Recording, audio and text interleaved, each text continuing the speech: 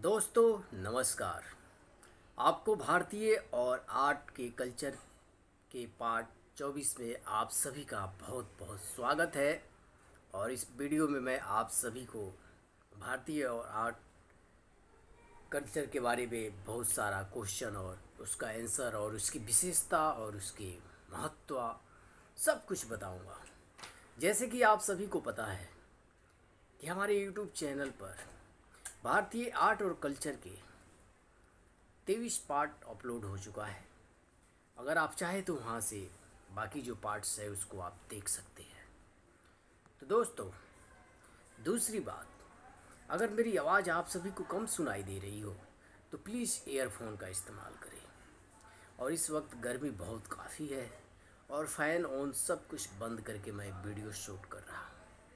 बहुत मेहनत करके रिसर्च करने के बाद इस वीडियो को शूट करता हूँ मैं। सो आप सभी से उम्मीद है कि वीडियो आप सभी को पसंद आए तो वीडियो को लाइक करें और आगे का कोई भी खबर जानने के लिए, किसी भी तरह का अपडेट जानने के लिए आप हमारे चैनल को सब्सक्राइब करना ना भूलें। सो दोस्तों, आज का वीडियो भी हर दिन की तरह आज का भी जो वीडियो है बहुत ज़्यादा इम्पोर्टेंट और महत्वपूर्ण होने वाला है। इसलिए आप सभी से रिक्वेस्ट है कि वीडियो के अंत तक बने रहें, क्योंकि वीडियो लंबा होने वाला है। और इस वीडियो में मैं बहुत सारा क्वेश्चन कवर करने वाला हूँ भारतीय आर्ट और कल्चर के, उसकी विशेषता के, इतिहास का जो है सब कुछ। इतिहास को जानना हम सब के लिए बहुत महत्वपूर्ण है और मैं चाहता हूँ कि अपने जीते जी आप सभी को अपने यूट्यूब चैनल के माध्यम से इतिहास की हर एक सच्चाई को आपके सामने ला दूँ। इसी उम्मीद के साथ मैं रोज़ मेहनत करता हूँ, आप सभी के लिए इतना बोलता हूँ। तो दोस्तों, आज का वीडियो का पहला क्वेश्चन है, राष्ट्रीय सरस मेला 2025 का मेज़बान कौन सा राज्य है? ऑप्शन ए में है कर्नाटक, ऑप्शन बी में है केरल, ऑप्शन सी में है महाराष्ट्र और ऑप्शन डी में है गुजरात। तो क्या आपको पता है कि राष्ट्रीय सरस मेला 2025 का कौन से राज्य का है? तो दोस्तों, इस सवाल का करेक्ट आंसर है ऑप्शन बी, केरल। इसके महत्व और इसके विशेषता के बारे में जानते हैं कि आखिरकार ये सरस मेला है क्या और इसकी जो वेशभूषा है और ये किस समारोह को कैसे दर्शाता है और संस्कृति में, भारत की संस्कृति में क्या कुछ सिखाता है, ये सब कुछ इस वीडियो में जानेंगे।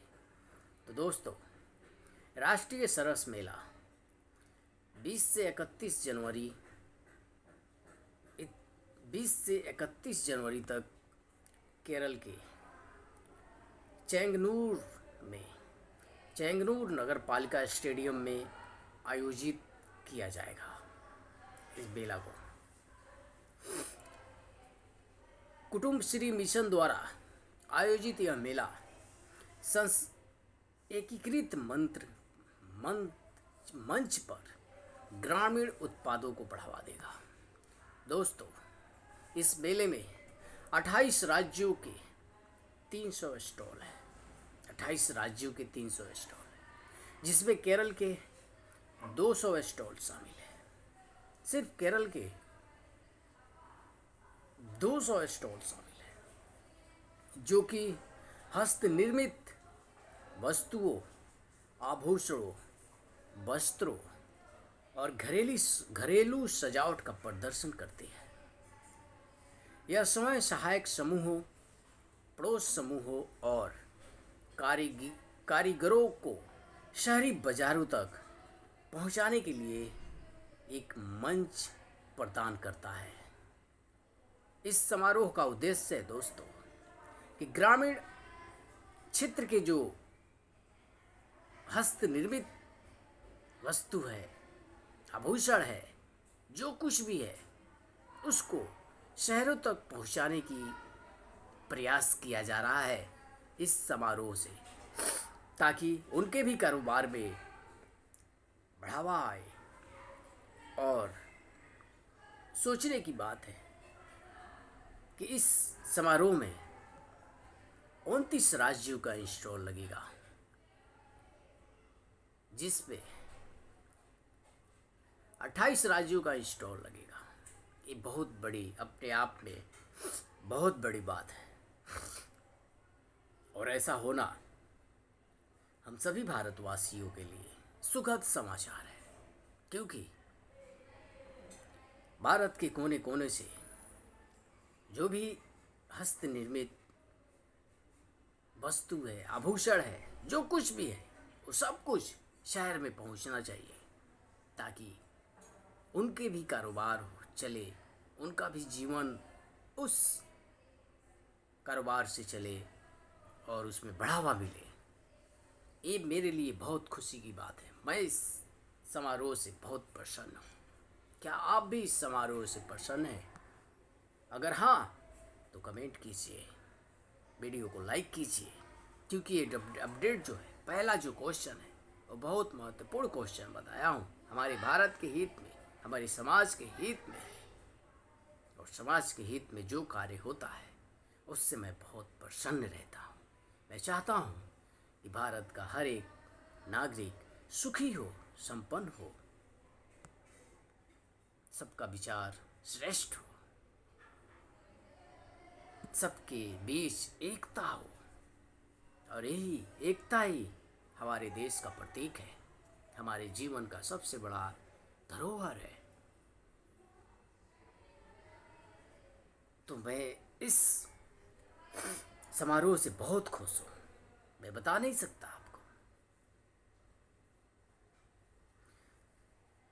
अब अगला क्वेश्चन है दोस्तों, अगला क्वेश्चन है, हाल ही में आंध्र प्रदेश के किस मंदिर में संत नरहरि तीर्थ की मूर्ति मिली है? संत नरहरि तीर्थ की मूर्ति मिली है हाल ही में। वो आंध्र प्रदेश की कौन सा मंदिर है? आपको पता है? नहीं पता है? मैं आपको बताता हूँ ऑप्शन। अब वो अहोबिलम मंदिर, ऑप्शन ए में है अहोबिलम मंदिर, ऑप्शन बी में है सिम्हालचम मंदिर, सिम्हालचम मंदिर, ऑप्शन सी में है कनक दुर्गा मंदिर, ऑप्शन डी में है द्राक्षराम मंदिर। क्या आपको पता है कि संत नरहरि तीर्थ की मूर्ति इन चारों मंदिरों में से किस मंदिर में मिली है? मैं इसका सही आंसर बताऊंगा, और आंसर के साथ उनके बारे में, उनकी विशेषता, सब कुछ बताऊंगा। बस आप धैर्यपूर्वक वीडियो में बने रहे। दोस्तों, इस सवाल का करेक्ट आंसर है ऑप्शन बी,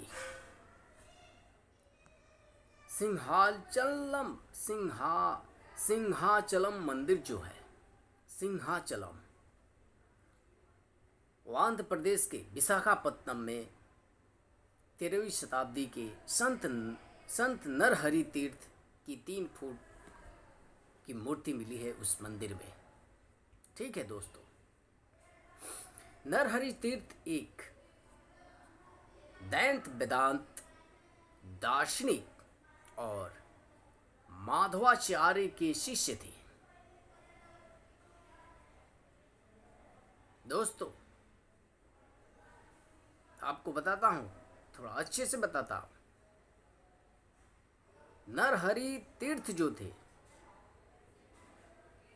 ओ दैंत वेदांत शंकरा दार्शनिक और माधवाचार्य के शिष्य थे। वो मामूली व्यक्ति नहीं थे, महान इंसान थे, महान, जिन्होंने पूर्वी भारत, विशेष रूप से कलिंग, आधुनिक ओडिशा और आंध्र प्रदेश में इस सिद्धांत का प्रचार किया। देश के लिए, समाज के लिए, समाज के हित के लिए, मनुष्य के लिए उन्होंने काम किया। वो चीकाकोलू से थे। महान जो व्यक्ति थे वो चीका कोलू से थे और उन्होंने 3 दशकों तक पूर्वी गंगा राजवंश के राजाओं की सहायता की। 3 दशक तक 3 दशकों तक उन्होंने राजवंश के राजाओं की सेवा सहायता की। सोचिए कितनी बड़ी बात है, बहुत बड़ी बात है, इतनी बड़ी बात है कि मैं बता नहीं सकता, जिससे सनातन धर्म का पालन और उचित मंदिर प्रशासन सुनिश्चित हुआ।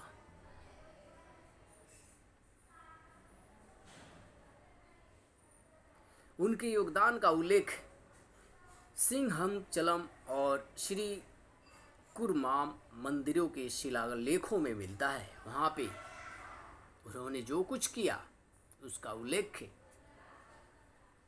वहाँ के मंदिरों के शिलालेखों पर मिलता है कि इन्होंने समाज के लिए, भारत के लिए, सनातन धर्म के लिए क्या क्या किया।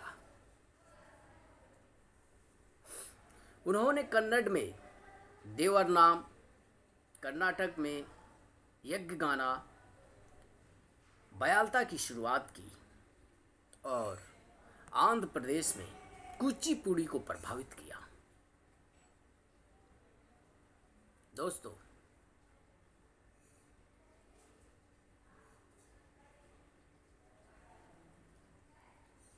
तो आंध्र प्रदेश के मंदिर में जो मूर्ति मिली है संत नरहरि तीर्थ की, उनके बारे में, उनकी विशेषता, उनकी खासियत, उन्होंने समाज के लिए, सनातन धर्म के लिए क्या क्या किया, ये सब कुछ आपको मैंने पूरा डिटेल में इस वीडियो में एक्सप्लेन कर दिया हूँ। और उम्मीद करता हूँ कि आप सभी को ये जानकारी अच्छे से समझ में आ गई होगी। और इसी उम्मीद के साथ हम अब अगले क्वेश्चन की ओर रुख मोड़ते हैं। दोस्तों, इस वीडियो का अब अगला क्वेश्चन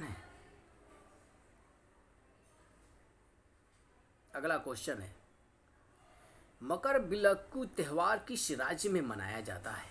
मकर बिलक्कू एक त्यौहार है और वो त्यौहार किस राज्य में मनाया जाता है? ऑप्शन ए में है तमिलनाडु, ऑप्शन बी में है कर्नाटक, ऑप्शन सी में है ओडिशा और ऑप्शन डी में है केरल।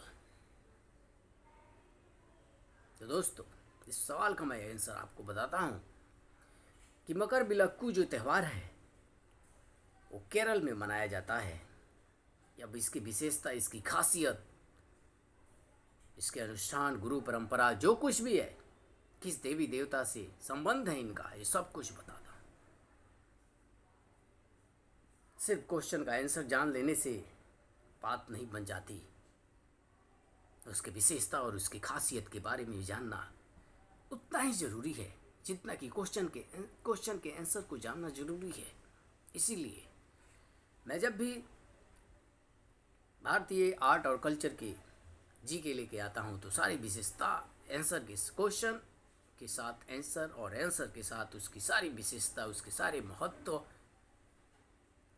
सारे संबंध के बारे में बताता हूँ आपको। दोस्तों, सबरीमाला भगवान अयप्पा मंदिर में मकर बिलक्कू उत्सव की तैयारियां 15 जनवरी को पूरी होने वाली है। मकर बिलक्कू केरल के सबरीमाला मंदिर में मकर संक्रांति पर मनाए जाने वाला एक वार्षिक उत्सव है। दोस्तों, ये जो मकर बिल्लू त्यौहार है ना, उत्सव है ना, ये मकर संक्रांति पे मनाया जाता है। और ये कहाँ पे मनाया जाता है? अयप्पा मंदिर में।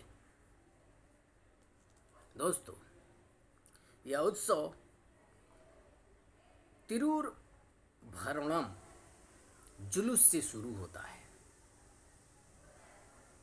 ये जो उत्सव है एक जुलूस से शुरू होता है, खूबसूरत सा जुलूस,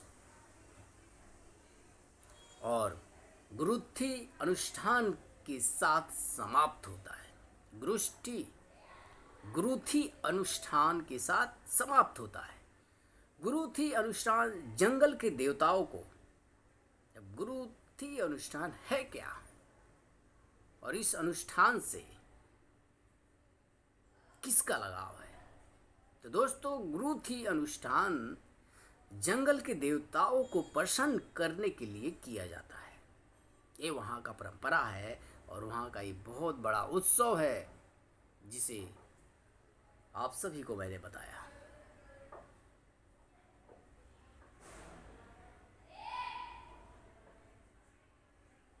तो ये जानकारी आप सभी को कैसी लगी दोस्तों, कमेंट में हमें ज़रूर बताइएगा।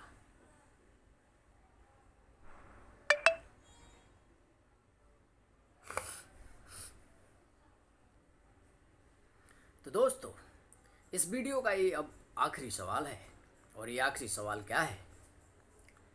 फुलानी समुदाय जो खबरों में था, ये मुख्य रूप से किस क्षेत्र में पाया जाता है?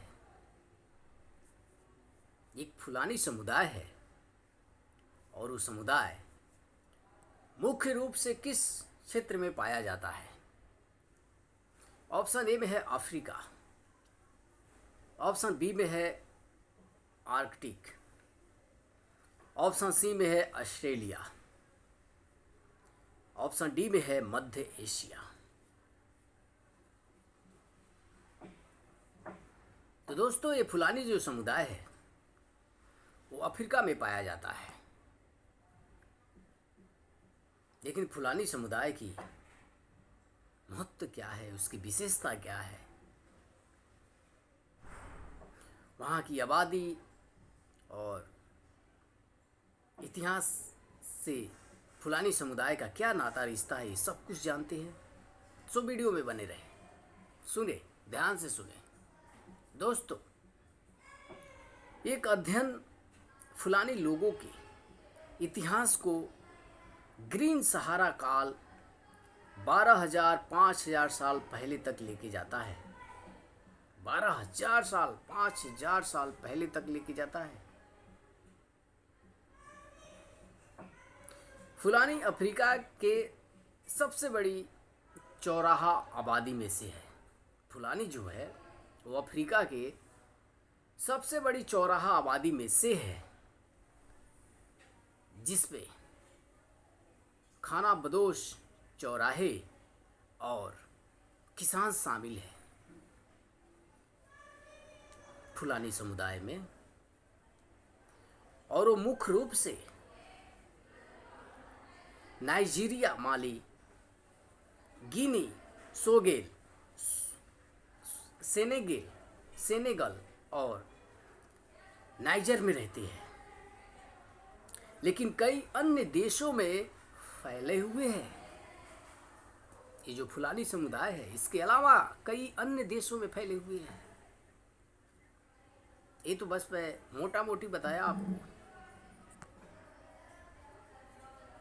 उनकी भाषा फुला नाइजर कांजो भाषा परिवार की अटलांटिक शाखा से संबंधित है,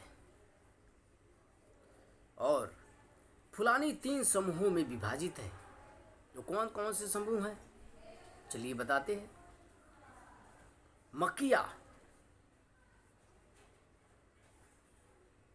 मकिया जो है वो चौराहे। फुलनिन सोरे, यहाँ यानी कि शहरवासी।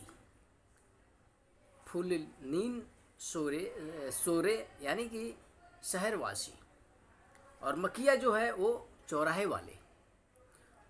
और अगला है, तीसरा है बरारो, यानी कि पैतृक अनुष्ठानों वाली बनवासी। बरारो को बनवासी। तो दोस्तों,